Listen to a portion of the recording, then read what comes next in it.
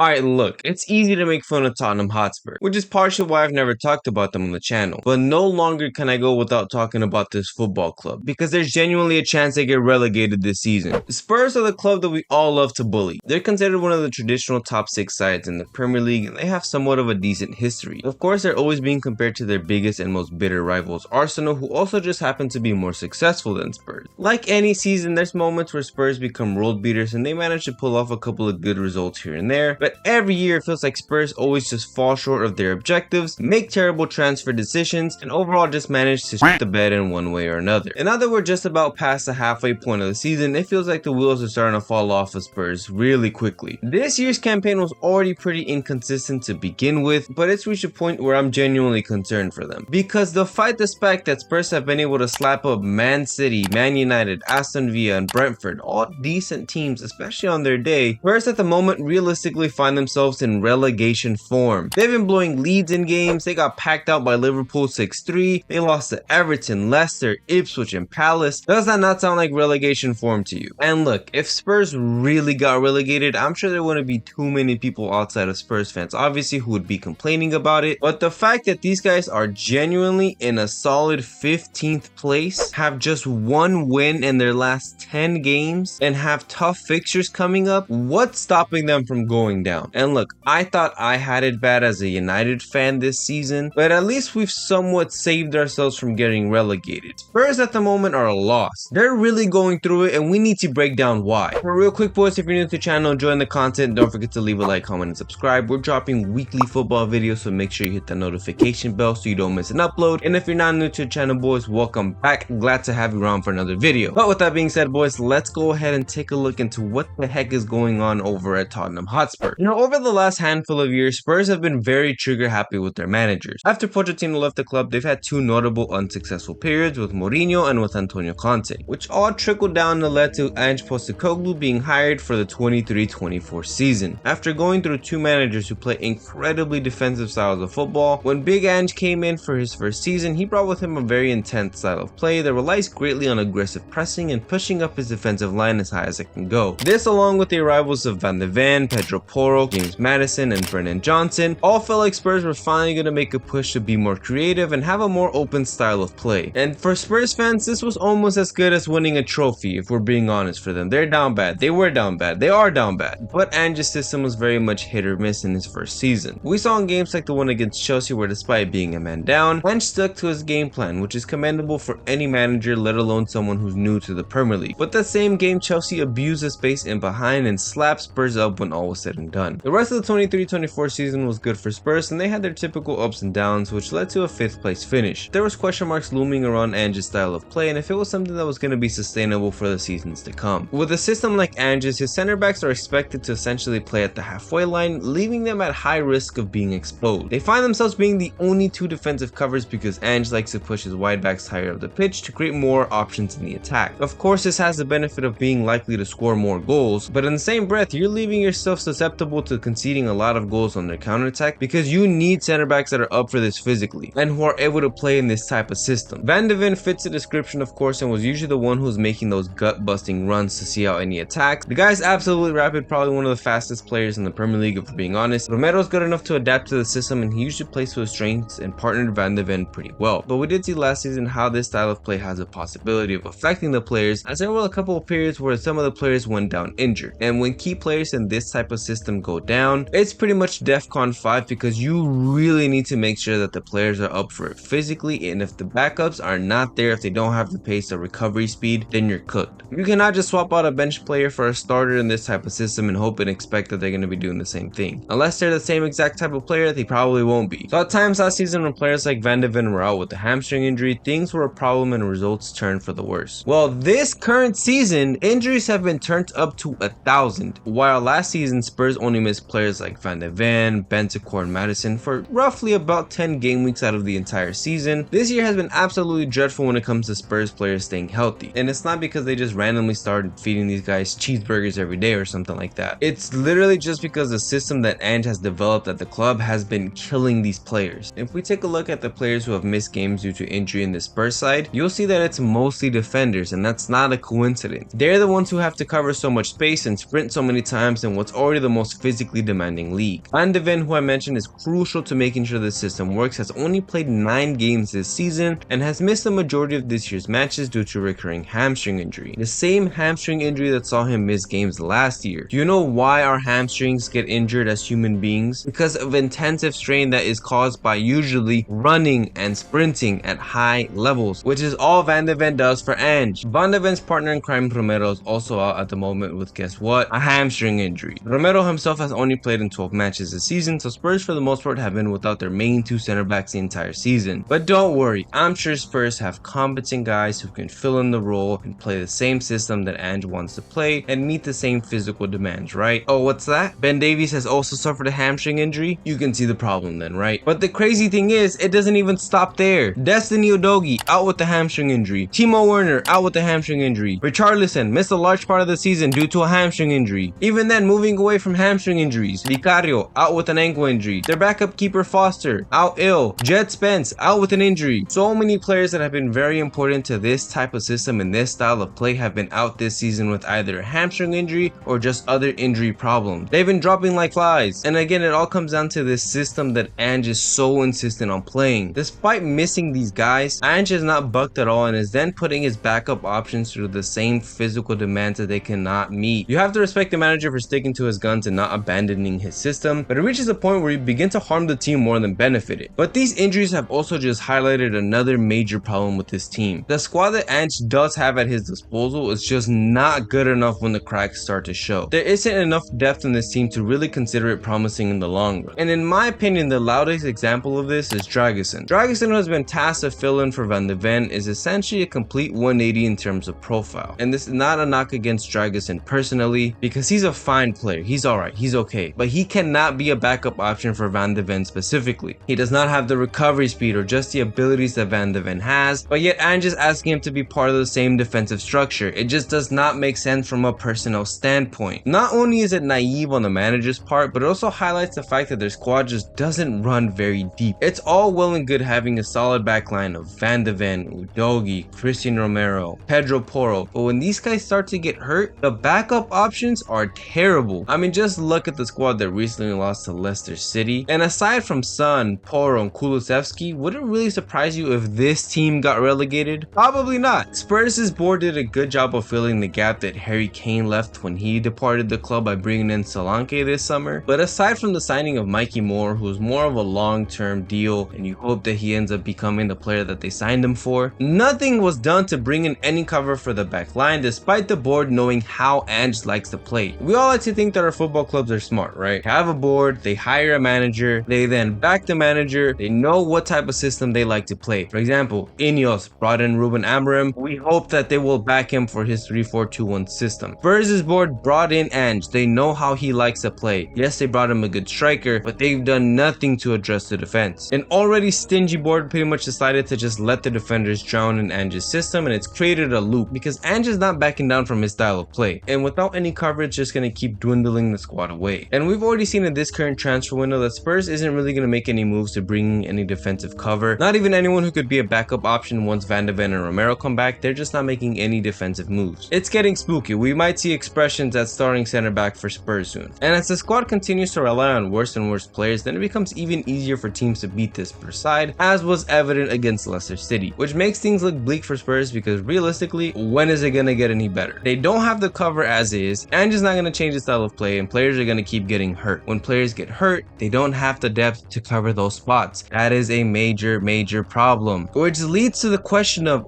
who is even to blame in this situation. Yes, you can say the players are not good enough, like Dragusin and a couple of other guys who have come in to fill spots. You can say Ange is being way too stubborn and should maybe adapt for a squad that he has at his current disposal until his stars come back. You can blame the board for not making more signings, particularly in the defense. There's just so many people to blame in this situation. Of course, luckily, Spurs throughout the rest of the season are gonna have players who do come back. Those players are gonna add a lot to the team, so maybe they won't get relegated. But again, if Ange does not change how he plays, there's a possibility of more players just keep getting hurt, and then they're just gonna be in the same situation they were in now. Realistically, I mean, there's a small chance Spurs get relegated. We'll have to wait and see, of course. If they manage to win, let's say, the EFL Cup and get their first trophy in years, that could be a big boost for the club and just get morale going and at least solidify salvage the rest of the season for them, but you really have to question what is going on at Spurs at the moment. What is their intention? What are they looking to get out of the season? But I will say it would be very, very funny if they did get relegated. I can't even lie.